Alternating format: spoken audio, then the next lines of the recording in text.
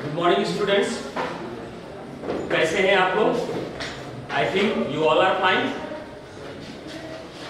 आज हम लोग जो चैप्टर हमारा क्या है, केमिकल रिएक्शन एंड इक्वेशन, इस चैप्टर का 5वां पार्ट है।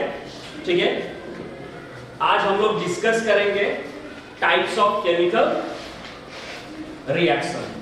ठीक है, आज के वीडियो में हम लोग क्या डिस्कस करेंगे, टाइप्स ऑफ केमिकल रिएक्शन। कल हम लोगों ने इस वीडियो में क्या डिस्कस किया था, balancing of equation, balancing of chemical equation, कैसे केमिकल इक्वेशन को हम क्या कर सकते हैं, बैलेंस कर सकते हैं। तो उसके पहले वाले वीडियो में हम लोगों ने एक मेथड जो कि बुक में भी दिया हुआ है, हीट एंड ट्रायल मेथड से किए थे। कल के वीडियो में हम लोगों ने अलजेब्रिक मेथड से किए थे। ठीक है, तो आज के वीडियो में स्टार्ट करने से पहले कल का वीडियो में जो हम लोग किए हुए थे अलजेब्रिक मेथड से, तो उसका एक बार और एक हम इक्वेशन को सॉल्व करके दिखा देते हैं। ठीक है, कि रिकैप भी हो जाएगा आप लोगों को और आसानी भी रहेगी। तो लेट्स स्टार्ट। जैसे यहां पे एक इक्वेशन है, एल्युमिनियम सल्फेट को कैल्शियम हाइड्रोक्साइड के साथ ट्रीट करते हैं तो क्या फॉर्म होता है, aluminium oxide and calcium sulphate. ये एक इक्वेशन है। अब इसको हमें क्या करना है, बैलेंस करना है। ठीक है, तो हम लोग आज ABCD मेथड या फिर अलजेब्रिक मेथड जिसको कहा जाता है उससे करके देखते हैं। ठीक है, तो हम लोगों को इसमें करना क्या है, बस उस मेथड में पहले आपको क्या करना है, जितने भी जो ये इक्वेशन दिया है, इस इक्वेशन के कोएफिशिएंट पे हम लोगों को क्या करना है, हर एक कंपाउंड के कोएफिशिएंट पे ABCD टर्म ऐड करना है। ठीक है, तो पहला स्टेप हमारा होता है यहाँ पे A, B, C and D term add करना। ठीक है, सेकेंड स्टेप में अब हमें क्या करना है कि लेफ्ट हैंड साइड में एल्युमिनियम कितना है और राइट हैंड साइड में एल्युमिनियम कितना है वो निकालना है। ठीक है, उसके लिए हम यहाँ पे देखिए एल्युमिनियम 2 है, लेकिन ये कोएफिशिएंट के साथ मल्टीप्लाई करेंगे तो लेफ्ट हैंड साइड में एल्युमिनियम आपका क्या होगा, 2A, 2 into A, 2A। ठीक है, इसको इससे मल्टीप्लाई करेंगे। अब राइट हैंड साइड में एल्युमिनियम कितना है, तो that must be equal to left hand side must be equal to right hand side होता है। ठीक है, तो हम लेफ्ट हैंड साइड में यहाँ पे क्या लिखे हैं, C, तो इसके आगे कुछ नहीं है तो इसको हम क्या करेंगे, 1 समझेंगे तो 1 into C हो जाएगा। तो ये एल्युमिनियम हमारा टोटल इतना होता है। ठीक है, नेक्स्ट में हम क्या करेंगे, सल्फर है तो सल्फर के बारे में लिखेंगे। तो सल्फर आपका कितना है, तो ये सल्फर SO4 ये ब्रैकेट में है, अब नीचे 3 दिया गया है, इसका मतलब ये 3 जो है इसके लिए भी है और इसके लिए भी।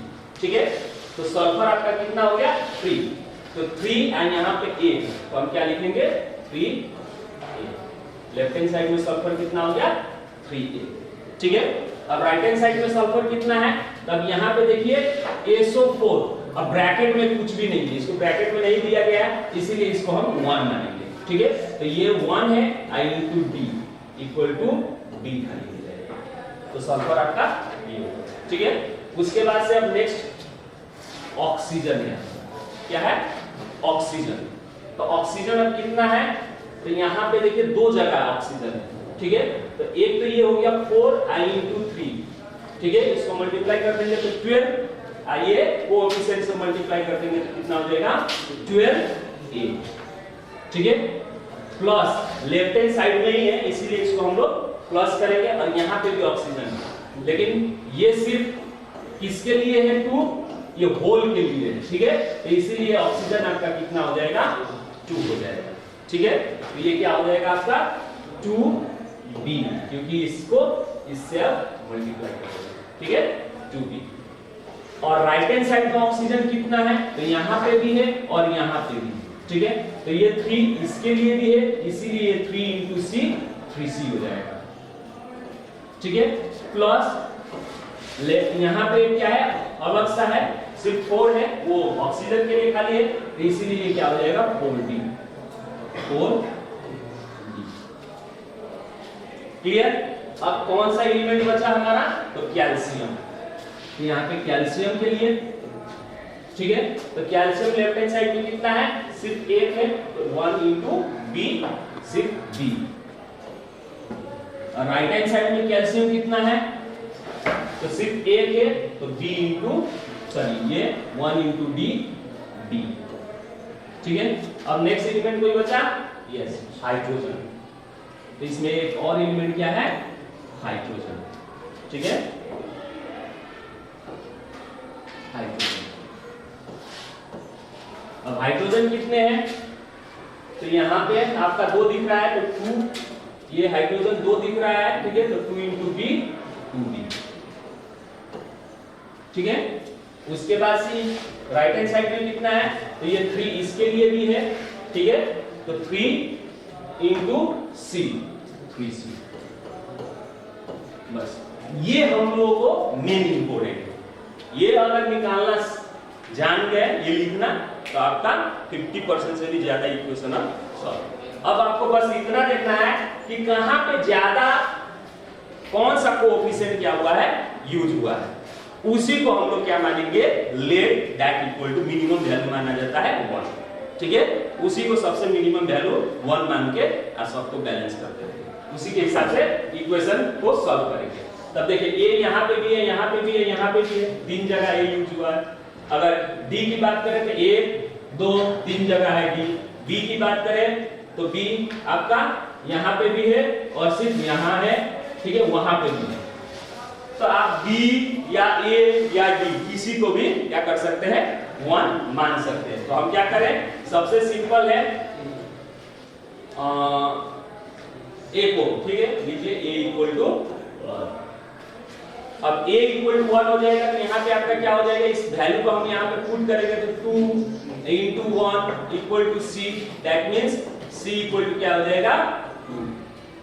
c आपका 2 हो जाएगा, 1 का वैल्यू 1 मानेंगे तो 1 मानेंगे, तो यहाँ पे हम लिख सकते हैं c इक्वल टू 2। अब sorry c equal to 2, c equal to आपका 2 हो गया, ठीक है। अब c इक्वल टू 2 हो गया, तो इसमें आप a का वैल्यू डाल दीजिए, तो 3, a का वैल्यू 1 मान चुके हैं, तो d, तो d इक्वल टू क्या हो जाएगा, 3। तो यहाँ पे d इक्वल टू आप क्या कर लीजिए, 3 कर लीजिए, ठीक है, आपका d का भी वैल्यू निकल गया। अगर d का वैल्यू यहाँ पे निकल गया, तो आप यहाँ पे क्या कर सकते हैं, b इक्वल टू d का वैल्यू 3 है, तो b इक्वल टू क्या हो जाएगा, 3 हो जाएगा। तो यहाँ पे आपका b का वैल्यू भी क्या हो गया, 3 हो गया, ठीक है।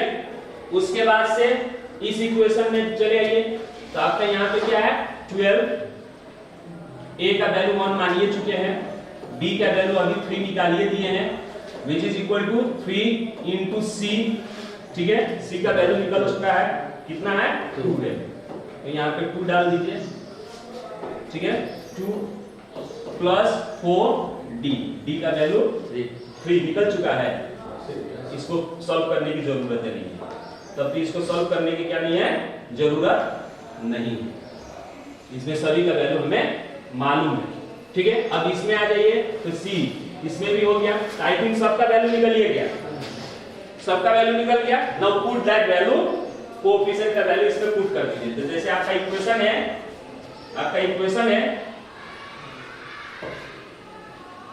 ठीक है, आपका इक्वेशन क्या है, एल्यूमिनियम सल्फेट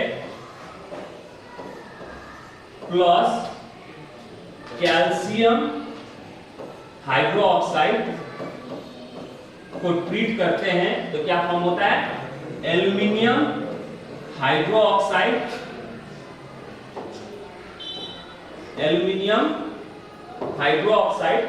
ठीक है, एल्यूमिनियम हाइड्रोक्साइड प्लस आपका कैल्शियम सल्फेट फॉर्म होता है, कैल्शियम सल्फेट। तो अब यहाँ पे इस कंपाउंड के आगे हमने क्या कोएफिशिएंट रखा था, a का वैल्यू कितना है, a का वैल्यू कितना निकाले हैं, 1, तो हम इसको 1 लिख देंगे, ठीक है। अब उसके बाद से इस कंपाउंड के कोएफिशिएंट क्या था, b, तो इस कंपाउंड के कोएफिशिएंट b था, b का वैल्यू कितना निकला है, 3, तो हम उसको 3 कर दें, ठीक है, इसको 1 कर दें। फिर यहाँ पे आपका कितना है C, तो C का कितना निकला है 2, तो यहाँ पे 2 लिख दीजिए। उसके बाद से इसके आगे क्या लिखे हैं D, तो D का वैल्यू कितना आया है 3। अभी आपका इक्वेशन क्या हो गया है, बैलेंस हो गया। बस आप चेक करके देखिए बैलेंस है कि नहीं। ठीक है, इतना कर दिया तो आपका बैलेंस हो चुका है। अब आपको कंफर्म होने के लिए बैलेंस देख लीजिए कि बैलेंस हुआ है कि नहीं हुआ है। ठीक है, तब देखिए एल्यूमिनियम आपका कितना है 2, तो यहाँ पे एल्यूमिनियम 2 है, यानी एल्यूमिनियम हमारा क्या है बैलेंस। ठीक है, लेफ्ट हैंड साइड में भी 2, राइट हैंड साइड में भी 2। अब आ जाए सल्फर, तो सल्फर आपका कितना है 3 है। ठीक है, अब यहाँ पे आ जाइए सल्फर यहाँ पे। ठीक है, तो ये 3 के कारण ये भी 3 हो गया। ठीक है, तो सल्फर भी आपका क्या हो गया बैलेंस है। ऑक्सीजन पे आ जाए, तो ऑक्सीजन यहाँ पे कितना है 3 चौका 12, 3 × 4 12। ठीक है, और यहाँ पे आपका कितना है 2 दूनी 4, सॉरी 2 और 2 आती 6, तो इस पे 6 है और यहाँ पे आपका 12 है, तो कितना हो गया टोटल 18 ऑक्सीजन हो गया।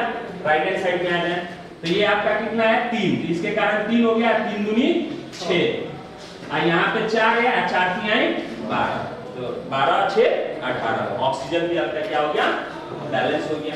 ठीक है, अब कैल्शियम को देख लें, कैल्शियम आपके कितने हैं 3, तो यहाँ पे भी कैल्शियम 3 है, कैल्शियम भी बैलेंस हो गया। अब रहा हाइड्रोजन, तो हाइड्रोजन आपका कितना है 2 और 2 3 6 और यहाँ पे आपका कितना है 3, इसके कारण 3 दूनी 6, तो हाइड्रोजन भी आपका क्या हो गया बैलेंस हो गया। ठीक है, तो इस तरह से आप शॉर्ट तरीके से बिना कंफ्यूज हुए आप क्या कर सकते हैं बैलेंस कर सकते हैं।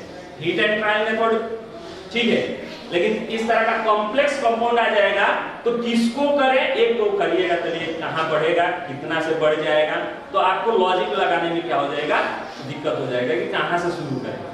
ठीक है, लेकिन ये मेथड यूज कीजिएगा तो आप आसानी से क्या कर सकते हैं सॉल्व कर सकते हैं। ठीक है, उसमें आपका कोई घटा कोई बड़ा से कोनो मतलब नहीं है, बस इस तरह से आप आसानी से कर सकते हैं। ठीक है, तो कल हमने असाइनमेंट में भी आप लोगों को भेजा था होमवर्क। ठीक है, तो बहुत ही बच्चों ने किया, बहुत बच्चों ने उसको अभी तक सबमिट नहीं किया है, वैसे लेट सबमिशन भी हमने अलाउ किया हुआ है, आप लोग करके भेजिए।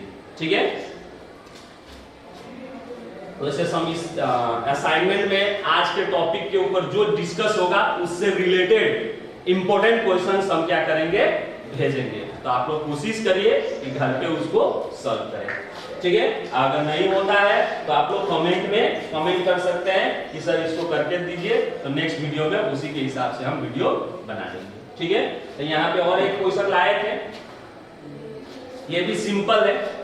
ठीक है, अब इसमें क्या है कि आपका अभी तक कोफिशिएंट 4 यूज कर रहे थे A B C D, मान लीजिए कि अब उसके बाद वो बढ़ गया तो क्या किया जाए, तो बढ़ाते रहिए A B C D E F जितना हो उतना कर सकते हैं। ठीक है, तो इस केस में आपका ये A हो जाएगा, ये B हो जाएगा, ठीक है, ये C हो जाएगा, ये D हो जाएगा और ये E हो जाएगा। ठीक है, तो सेम है, आप हाइड्रोजन निकाल सकते हैं, हाइड्रोजन कितना है इसके हिसाब से 2A। ठीक है, प्लस यहाँ पे भी हाइड्रोजन है तो B, यहाँ पे भी हाइड्रोजन है तो प्लस 2C, सॉरी ये राइट हैंड साइड में है। ठीक है, राइट हैंड साइड में है तो 2B।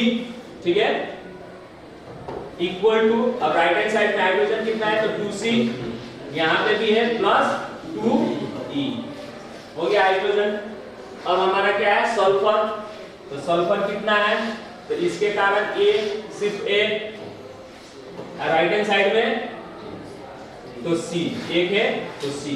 ठीक है, सल्फर के बाद ऑक्सीजन, ऑक्सीजन हमारा कितना है तो यहाँ पे 4 है तो 4A। ठीक है, 4A, और इसमें राइट हैंड साइड में क्या है आपका 1 है इक्वल टू E। ठीक है, उसके बाद से आपका हाइड्रोजन हो गया, सल्फर हो गया, ऑक्सीजन हो गया, आयोडीन। आयोडीन, आयोडीन क्या है आपका तो यहाँ पे 1 है तो B हो जाएगा। ठीक है, और यहाँ पे कितना है 2 है तो ये क्या हो जाएगा 2D। क्लियर?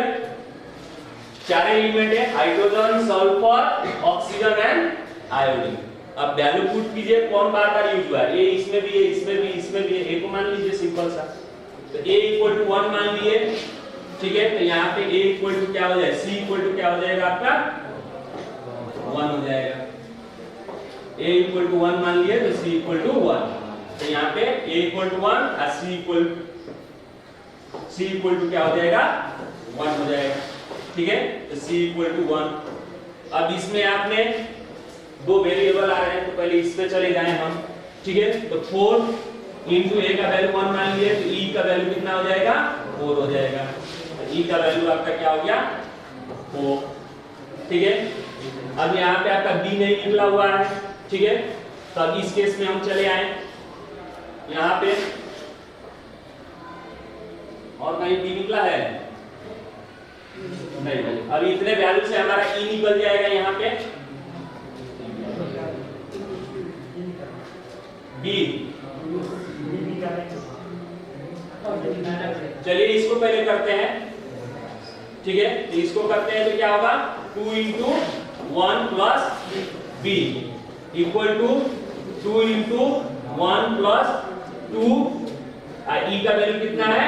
4, ठीक है? तो ये कितना हो जाएगा? 2 plus b equal to 2 plus 8, ठीक है? 2 प्लस 8, तो b इक्वल टू कितना हो जाएगा? ये हो गया 10, आइए उधर चला जाएगा माइनस, तो b इक्वल टू 8, ठीक है? अब b इक्वल टू 8 आ जाएगा, तो यहाँ पे हम डाल सकते हैं 8 इक्वल टू 2d, तो d इक्वल टू क्या हो जाएगा? 4, ठीक है? तो d इक्वल टू आपका यहाँ पे 4, अब b इक्वल टू आपका क्या हो गया? 8। अब ये वैल्यू आप कोएफिशिएंट वैल्यू आप यहाँ पे पुट कर दीजिए, ठीक है? तो ये हो जाएगा a यानी कितना आया? 1, तो नहीं भी लिखिएगा तो हो जाएगा H2SO4, या लिख दीजिए या छोड़ दीजिए, कोई फर्क नहीं पड़ता है, 1, ठीक है? प्लस b का वैल्यू कितना आया? 8, तो 8 HI, ठीक है? c का वैल्यू कितना आया है? 1, तो H2S, ठीक है? d का वैल्यू कितना आया है? 4, तो 4I2 प्लस e का वैल्यू कितना आया है? e का वैल्यू भी 4 आया है, ठीक है? तो 4H2, ठीक है? बैलेंस करके देखिए अब नंबर ऑफ, ठीक है? तो यहाँ पे आपका क्या हो जाएगा? 2 और 4 ये 8, 10 हो जा रहा है, ठीक है? तो यहाँ पे भी 8 और 2 10, हाइड्रोजन 10 10 हो गया दोनों में, ठीक है? सल्फर यहाँ पे 1 है, यहाँ पे भी 1 है, तो सल्फर भी बैलेंस हो गया। ऑक्सीजन 4 यहाँ पे है, ठीक है? और इसके कारण ये ऑक्सीजन 4 हो गया, ऑक्सीजन भी बैलेंस हो गया, ठीक है? अब रहा हाइड्रोजन हो ही गया। आयोडीन यहाँ पे कितना है? 8 है, इसके कारण, तो यहाँ पे 2 4 8 गुना कर दीजिए, ये भी बैलेंस, ठीक है? तो in this way you can, अब जितना प्रैक्टिस कीजिएगा उतना आपको शॉर्ट समय लगेगा, ठीक है? और जल्दी जल्दी हो जाएगा, ठीक है? तो इसी तरह से हम लोग क्या करेंगे? बैलेंसिंग करेंगे। तो ये बैलेंसिंग पोर्शन यहीं पे समाप्त करते हैं, ठीक है? हम लोग नेक्स्ट टॉपिक की तरफ बढ़ते हैं। तो आज के नेक्स्ट टॉपिक हमारा क्या है? टाइप ऑफ रिएक्शन, ठीक है? रिएक्शन के कितने टाइप्स होते हैं, तो आप लोग देखिए रिएक्शन के कितने टाइप्स हैं। ये हो गया हमारे केमिकल रिएक्शन, ठीक है? इसके टाइप्स कितने हैं? तो पहला टाइप है कॉम्बिनेशन रिएक्शन, ठीक है? पहला टाइप क्या होता है? Combination reaction. इसमें क्या नाम से ही पता चल रहा है, कॉम्बिनेशन रिएक्शन। कॉम्बिनेशन रिएक्शन मतलब कंबाइन होता है, ठीक है? 1 2 3 जितने भी रिएक्टेंट है कंबाइन होकर एक सिंगल प्रोडक्ट दे, उसको हम क्या कहते हैं? कॉम्बिनेशन रिएक्शन, ठीक है? नेक्स्ट टाइप होता है डिकम्पोजिशन रिएक्शन। ये डिकम्पोजिशन रिएक्शन क्या होता है? Just opposite to combination reaction. यानी कॉम्बिनेशन में क्या हो रहा था? जितने भी एक या एक से ज्यादा प्रोडक्ट, ठीक है? 2 या 2 से ज्यादा रिएक्टेंट, सॉरी नॉट प्रोडक्ट, 2 या 2 से ज्यादा रिएक्टेंट क्या हो रहे थे? कंबाइन होकर एक सिंगल प्रोडक्ट बन रहा था कॉम्बिनेशन में। तो ठीक उसका उल्टा है, तो समझिए कि एक सिंगल प्रोडक्ट से ब्रेकडाउन होकर 2 या 2 से ज्यादा क्या बन जाए? प्रोडक्ट बन जाए, दैट इज डिकम्पोजिशन रिएक्शन। ठीक है, नेक्स्ट होता है डिस्प्लेसमेंट रिएक्शन। ये तो आप लोग क्लास 7 से ही पढ़ते आए हैं, डिस्प्लेसमेंट रिएक्शन। ठीक है, डिस्प्लेसमेंट रिएक्शन में क्या होता है, मोर रिएक्टिव एलिमेंट्स क्या करता है, लेस रिएक्टिव एलिमेंट के कंपाउंड से उसको क्या कर देता है, किक आउट कर देता है, अपने जाके वहां पे कंबाइन होके कंपाउंड बना लेता है, उसको अलग कर देता है। That reaction is called displacement reaction, जो कि सिंगल डिस्प्लेसमेंट, अगर एक एलिमेंट डिस्प्लेस हो रहा है तो उसको सिंगल डिस्प्लेसमेंट रिएक्शन कहते हैं। अगर उसी तरह का आपका क्या हो, डबल हो, ठीक है, इसके बारे में भी हम लोग डिस्कस करेंगे। दो, एक क्या है, मोर रिएक्टिव एलिमेंट का कंपाउंड है और एक क्या है आपका लेस रिएक्टिव एलिमेंट का कंपाउंड है, तो उसमें क्या होता है, जब मिलाते हैं आप उसको रिएक्ट करते हैं तो मोर रिएक्टिव एलिमेंट्स क्या करता है, लेस रिएक्टिव एलिमेंट्स को धक्का देके वहां से हटा देता है, अपने जाके वहां पे सेटल डाउन हो जाता है, और जो हटा होता है वो फिर जहां से मोर रिएक्टिव हटा था वहां पे जाके क्या हो जाता है, अटैच हो जाता है। ठीक है, तो यहाँ पे क्या हुआ, दो बार डिस्प्लेसमेंट, एक आइए वहां गया, तो दो, इस तरह के डिस्प्लेसमेंट को हम क्या कहते हैं, डबल डिस्प्लेसमेंट रिएक्शन। यानी डिस्प्लेसमेंट रिएक्शन दो होता है, एक सिंगल और एक डबल, उसके बारे में भी हम लोग डिस्कस करेंगे। ठीक है, उसी तरह और भी है एक्सोथर्मिक रिएक्शन, यानी ये वो रिएक्शन है जिसमें क्या होता है, आपका हीट प्रोड्यूस होता है। जैसे कोई रिएक्ट कर रहे हैं, सब्सटेंस को क्या कर रहे हैं, रिएक्ट कर रहे हैं, और उससे न्यू प्रोडक्ट फॉर्म हो रहा है और साथ साथ ही उसमें हीट प्रोड्यूस हो रहा है, तो समझिए कि वो रिएक्शन को हम क्या कहेंगे, एक्सोथर्मिक रिएक्शन। जैसे रेस्पिरेशन, एनर्जी प्रोड्यूस होता है, रेस्पिरेशन आप लोग पढ़े होंगे। ठीक है, बायो में उसमें क्या होता है, फूड मॉलिक्यूल्स ब्रेक डाउन होता है, अब ब्रेक डाउन होकर एनर्जी फॉर्म करता है, तो वो एक्सोथर्मिक रिएक्शन। उसी तरह सिंपल सा आप लोग देखे होंगे एग्जांपल, क्या करते हैं, व्हाइट वॉश करने के लिए हम लोग क्या करते हैं, चूना लाके पानी में डिजोल्व करते हैं, तो वहां पे भी क्या होता है, जब पानी में डिजोल्व होता है तो क्या प्रोड्यूस होता है, हीट प्रोड्यूस होता है, तो that is also heat produce हो रहा है, तो वो भी एक रिएक्शन है आपका, तो उस रिएक्शन को हम क्या कहते हैं, एक्सोथर्मिक रिएक्शन। उसी तरह एंडोथर्मिक रिएक्शन, यानी एंडोथर्मिक रिएक्शन वो रिएक्शन है जिसमें क्या होता है, रिएक्शन को होने के लिए हीट की रिक्वायरमेंट लगता है। जैसे आप लोग इसमें डिकम्पोजिशन रिएक्शन में पढ़िएगा। ठीक है, डिकम्पोजिशन रिएक्शन को तीन भाग में बांटा गया है। ठीक है, उसके बारे में भी डिस्कस करेंगे। एक थर्मल डिकम्पोजिशन रिएक्शन, एक आपका क्या है, फोटोकेमिकल रिएक्शन है, और एक आपका क्या है, इलेक्ट्रोलाइसिस। ठीक है, यानी इसलिए कि वो थर्मल डिकम्पोजिशन रिएक्शन में क्या होता है, एक सिंगल प्रोडक्ट को ब्रेक किया जाता है, उसके लिए कंडीशन रिक्वायर होते हैं, तो जिसमें हीट की रिक्वायरमेंट होती है। ठीक है, जिसके कारण वो हीट मिलके उसको हीट मिलता है, तब जाके वो सिंगल प्रोडक्ट टूट कर दो से ज्यादा प्रोडक्ट में क्या होता है, कन्वर्ट होता है। ठीक है, तो वहां पे क्या हुआ, हीट की रिक्वायरमेंट की। तो उस तरह के जितने भी रिएक्शन होते हैं जिसमें एनर्जी रिक्वायरमेंट होता है, उसको हम क्या कहते हैं, एंडोथर्मिक रिएक्शन। ठीक है, उसी तरह आप लोगों को ऑक्सीडेशन के बारे में भी पढ़ना है। बहुत सारे ऐसे रिएक्शन होते हैं जिसमें क्या होता है, ऑक्सीजन ऐड होता है। जैसे मैग्नीशियम, मैग्नीशियम को आप क्या करते हैं, बर्न करते हैं, तो वो एक्चुअली क्या होता है, एयर में जो ऑक्सीजन होता है उसके साथ क्या होता है, रिएक्ट होता है। ठीक है, बर्न होता है, और क्या फॉर्म करता है, मैग्नीशियम ऑक्साइड। तो यहाँ पे क्या हुआ, ऑक्सीजन ऐड हुआ।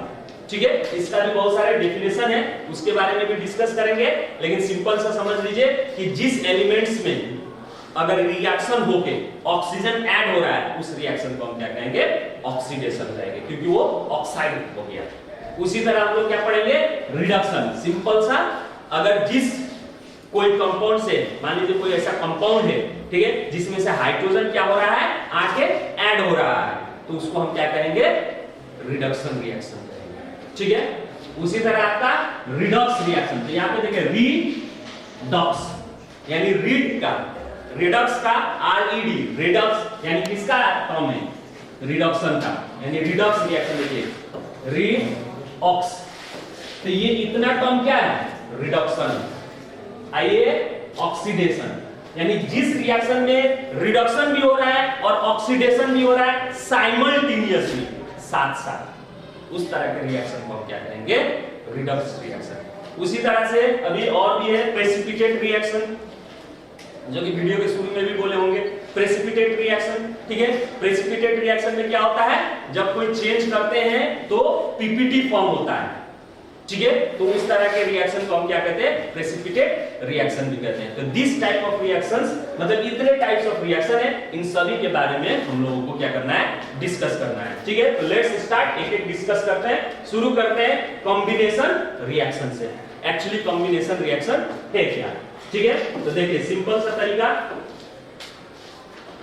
कॉम्बिनेशन रिएक्शन, ठीक है, ऑकर्स व्हेन टू सब्सटेंसेस, ठीक है, दो सब्सटेंसेस, जनरली मान लीजिए यहाँ पे जनरली हम लोग क्या लेते हैं, एलिमेंट्स लेते हैं। तो एलिमेंट्स तो सबको मालूम है, प्योर फॉर्म, ठीक है, एलिमेंट्स कंबाइन होते हैं एंड फॉर्म करते हैं कंपाउंड। एलिमेंट्स कंबाइन होके कंपाउंड फॉर्म करते हैं, ठीक है, उस तरह के रिएक्शन को हम क्या कहते हैं, कॉम्बिनेशन रिएक्शन कहते हैं।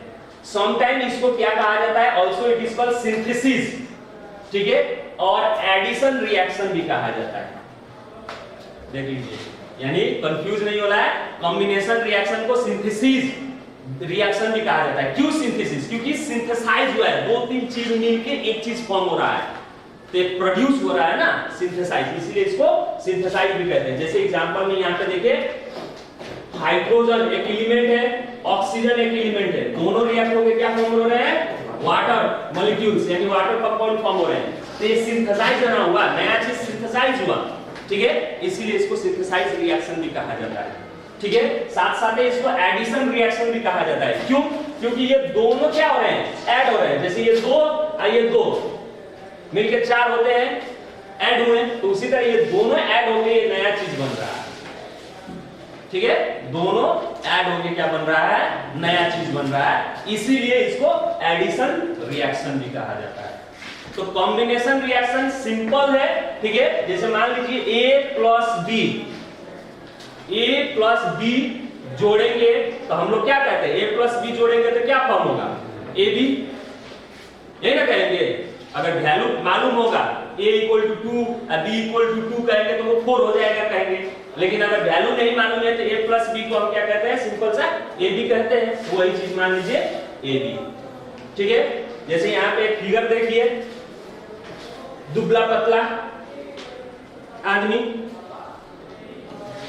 कीड़ा इसको मिल रहा है, ये आदमी नहीं है, मतलब जानवर है, ठीक है, दुबला पतला, इसको कीड़ा मिल रहा है, ये इसको खा के इसके बॉडी में वो क्या हो जा रहा है, ऐड हो जा रहा है, जिसके कारण देखिए हट्टा कट्टा हो गया, यानी बॉडी में वो लग गया, ऐड हो गया, ठीक है। तो ये आपका यानी कॉम्बिनेशन रिएक्शन वो रिएक्शन है जिसमें क्या होता है, दो या दो से ज्यादा सब्सटेंस कंबाइन होके एक नया सब्सटेंस, सिंगल प्रोडक्ट फॉर्म करता है, ठीक है, उसको हम क्या कहते हैं, कॉम्बिनेशन रिएक्शन कहते हैं। एग्जांपल में यहाँ पे हमने दिया है, ठीक है, वही चीज, वाटर, फॉर्मेशन ऑफ वाटर, यानी hydrogen plus oxygen equal to आपका क्या हो गया, वाटर, ठीक है। दूसरा example, carbon and oxygen add होके क्या फॉर्म हो रहा है, कार्बन डाइऑक्साइड। तो this is about your combination reaction, ठीक है। उसके बाद से नेक्स्ट टाइप ऑफ रिएक्शन के बारे में डिस्कस करें।